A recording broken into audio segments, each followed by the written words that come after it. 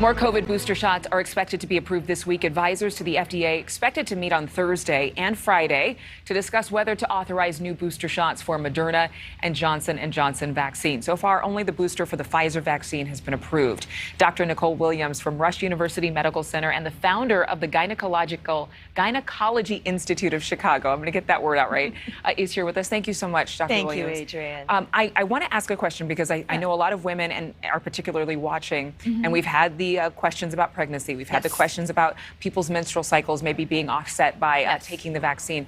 But again, still no major concerns as a result of taking the COVID-19 vaccine. But with these boosters, is there anything that could disrupt a woman's hormonal balance if she was trying to get pregnant? I know that sometimes whenever we put chemicals into our body, our doctors, holistic doctors especially, are telling us, be careful. Yes, we should be careful when we're thinking about what we're putting into our bodies. However, the good news about this particular vaccine is, just we were talking about the mRNA vaccines, is that we're actually doing a lot better in terms of knowledge of pregnancy. So women are actually able to become pregnant with this vaccine on board, and even better, and I know people are concerned about hormonal imbalance in trying to become pregnant, but the good news is, if you get the vaccine while you are pregnant, who benefits? You and the baby. And the baby. Yeah. And that is super, super important to keep that in mind. So this is why you want to get vaccinated. You vaccinate not only for yourself, but for your unborn child. The booster shots themselves have been talked about in terms of mixing and matching. You know, people are saying initially, the initial studies were showing keep the booster brands together. So if you had the Johnson & Johnson vaccine, make sure to get the Johnson & Johnson booster.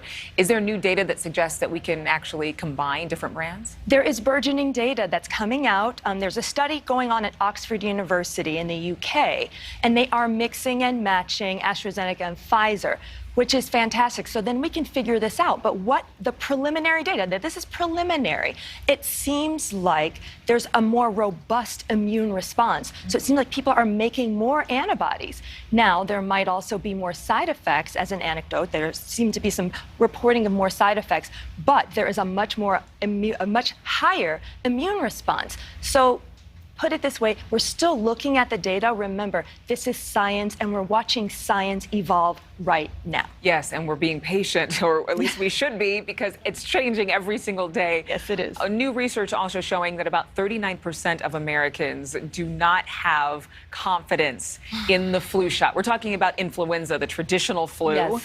And so there could be a very severe flu season this year, according to a lot of medical data saying that, you know, because of COVID-19, we might have a twin-demic, a partnered pandemic with COVID-19 and with influenza. So what should we be kind of looking out for, or maybe preparing for as we head to fall and winter? Well, interestingly enough, last year during the height of our pandemic, the flu actually decreased down to about 1,400 cases, where generally there's 130,000 cases, in the year before. So we know that these things work.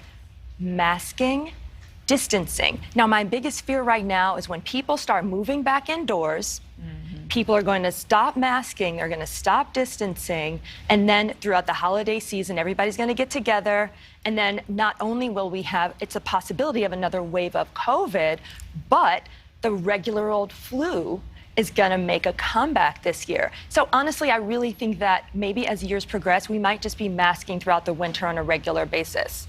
Because if people aren't going to get our normal flu vaccine, if they're already hesitant for coronavirus vaccine, then we have to do those alternative things.